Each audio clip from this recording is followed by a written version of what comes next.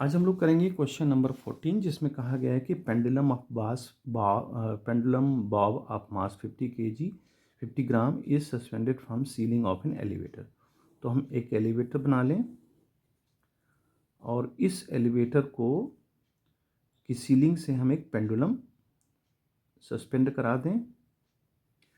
अच्छा, तो अब देखें ज़रा, इस एलिवेटर के अंदर जो बॉब है उसका वेट नीचे की तरफ काम करेगा और इसमें जो टेंशन है, जो जिस थ्रेड से बंधा हुआ है उस पर टेंशन ऊपर की तरफ काम करेगा। तो इसमें कई सारे क्वेश्चन पूछे गए हैं। कह रहा है find the tension if the goes up elevator goes up with an acceleration, यानी ऊपर जा रहा है ए एक्सेलरेशन। तो पहला क्वेश्चन देखिए आंसर कैसे करेंगे फर्स्ट वाले ए का। चूँकि ये ए एक्सेलरेशन ऊपर जा रहा है तो इसमें से टी जो है हम पहले लिखेंगे। जब ऊपर जा रहा है तो टी ऊपर ज़्यादा होगा, किससे? इसके वेट से, और ये m इंटू ए। चूँकि ए एक्सेलरेशन ऊपर जा रहा है तो m इंटू ए। यहाँ पर कितना हो जाएगा? t is equal to M A plus M G. अब यहाँ पर g जो है 9.8 लेंगे हम लोग, तो m तो कॉमन हो जाएगा, a प्लस जी हमारा आ जाएगा। अब देखिए m की वैल्यू हमें दे रखी है 50 ग्राम, तो इसको अगर हम किलोग्राम बना लेंगे तो 0.05 हो जाएगा, और a की वैल्यू 1.2 प्लस 9.8। इसको अगर सॉल्व कर लें तो ये आ जाएगा 11 इंटू 0.05, तो ये आ जाएगा 0.55 न्यूटन, है ना। तो ये पहला आंसर हो गया आपका। फिर दूसरा क्वेश्चन ये पूछता है कि अब हमारा जो ये बॉब है, ये यानी जो एलिवेटर है ये जा रहा है goes up with D acceleration 1 point, यानी डी एक्सेलरेशन का मतलब क्या हुआ? अगर यही डी एक्सेलरेट कर रहा है तो ए की वैल्यू में हम माइनस कर देंगे, क्योंकि अब रिटार्ड मतलब एक्सेलरेट नहीं कर रहा है, रिटार्ड कर रहा है एक प्रकार से। तो यहाँ पर हमारा क्या आंसर आ जाएगा? Minus M A. चूँकि ऊपर रिटार्डेशन हो रहा है, इसका मतलब ए की वैल्यू नेगेटिव हो जाएगी। तो यहाँ से हमारा आंसर बन जाएगा एम जी माइनस ए। तो यहाँ से अगर हम वैल्यू पुट करेंगे तो जी 9.8 माइनस 1.2, और इसको अगर हम सॉल्व कर लेंगे तो बी की जो वैल्यू है वो 0.43 न्यूटन आ जाएगी। टी की जो वैल्यू है 0.43 न्यूटन आ जाएगी।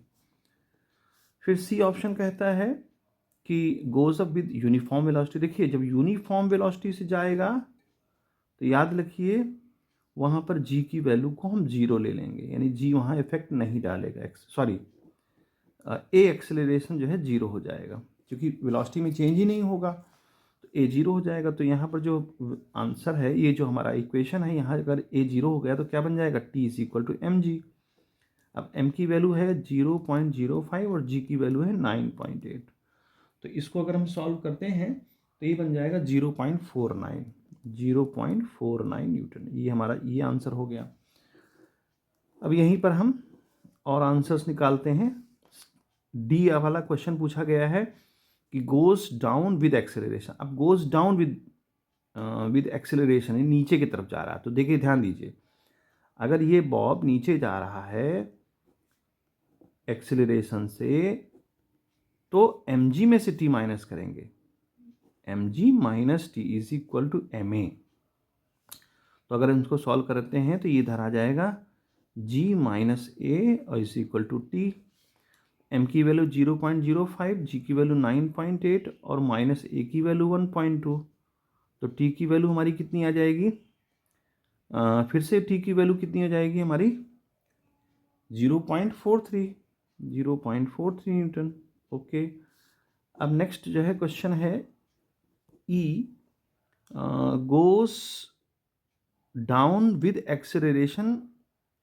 अच्छा, goes down with D acceleration, तो देखो फिर से वही, यहाँ पर ये जा रहा है डी एक्सेलरेशन, तो यहाँ m की वैल्यू क्या हो जाएगी? माइनस में, तो सारा इक्वेशन वही रहेगा, एम जी माइनस टी, और ये हो जाएगा माइनस एम ए, क्योंकि रिटार्ड हो रहा है अब।